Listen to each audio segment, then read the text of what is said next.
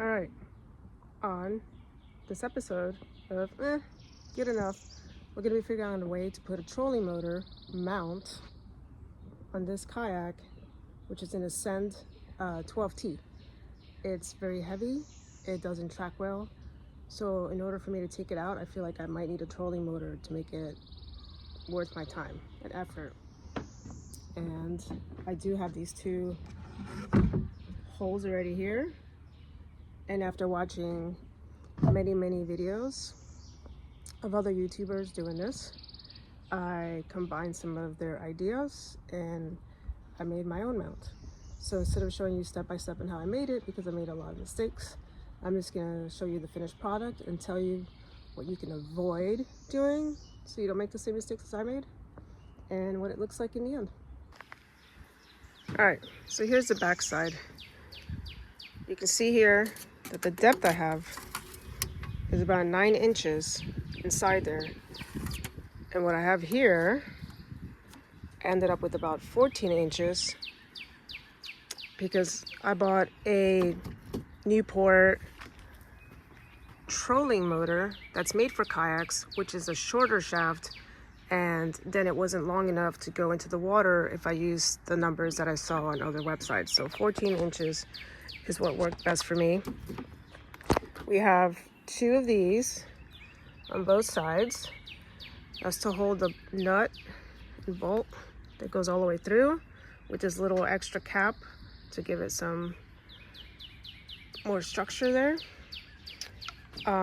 We have 4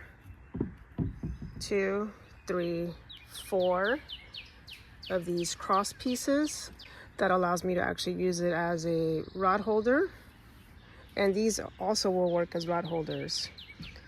What I did do is I had an 8-inch bolt that went through there, and then I cut it down and then grinded it down so I would never get hurt or cut if I accidentally touched the back of this.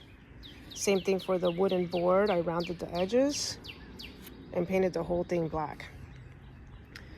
All right, so let's stick this in. And I did not have to modify mine. It works just as they are. Also, don't forget to cut the little groove up the side. That'll allow it to give it some flex so you can really get snug inside there. Okay, now we have it inside on both sides. Now you can see that it's white and this is black, because at first I spray painted the whole thing and realized that was a terrible idea because it was getting stuck and it was tacky and it wasn't letting me slide it in the way it should. So note to self, do not spray paint below what's going to go in that inside there. And here I'll show you what the front looks like. Some washers. I don't recommend carriage bolts because it was not easy to hold on to this while I was tightening it on the other side, but that's all I could find at Lowe's. They only had 6-inch hex bolts, so for 8-inch I had to be very creative in how I was going to clamp that down while I made it tight on the back. All right, so here's my motor, the Newport motor. I just did a lot of research and found the one that I thought was affordable. And like I said, this one's a little bit shorter, so I think for the kayak it was the best fit. So we just mount it right on here.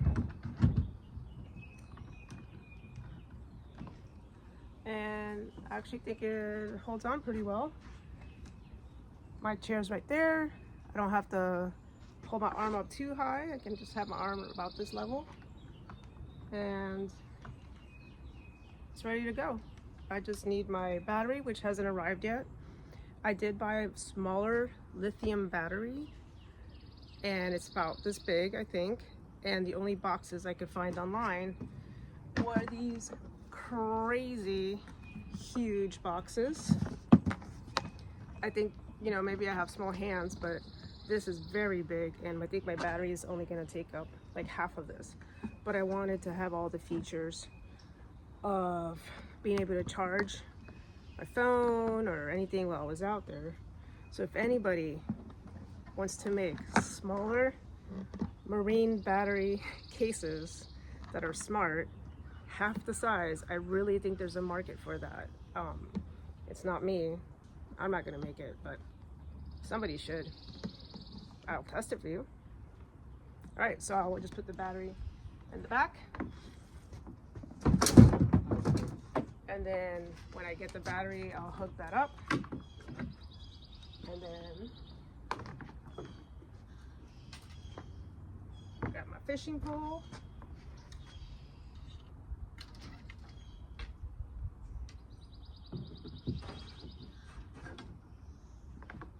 And I'll be ready to go fishing and not get worn out and make it around the island and get some redfish. All right, so this is kind of like what the final look of it is. You see, it will be low enough so we'll be under the water. Before it was about up to there, that's why I had to cut off some more of the PVC pipe. But I think that we can definitely have it underwater at this level. So from that end of the wood to this end of the wood, it's about 46 inches. And if we do the plastic, the PVC pipe, we're looking about 3 feet, 36 inches. Those are the measurements up top here. All right, maybe I'll make another video where I'm actually in the water fishing and see how it works. Make sure it like moves the way I want it to move. I did have to have this boat registered. This is registered in Florida, and it was a matter of a bill of sale, the MSO that I did have, because I did buy this off of somebody that had the paperwork with them still, and the registration. And I think altogether this project so far has cost me about $600 between the battery, the trolling motor, the case, the registration, the numbers. But I hope it's worth it because I don't have a boat. This is what I have.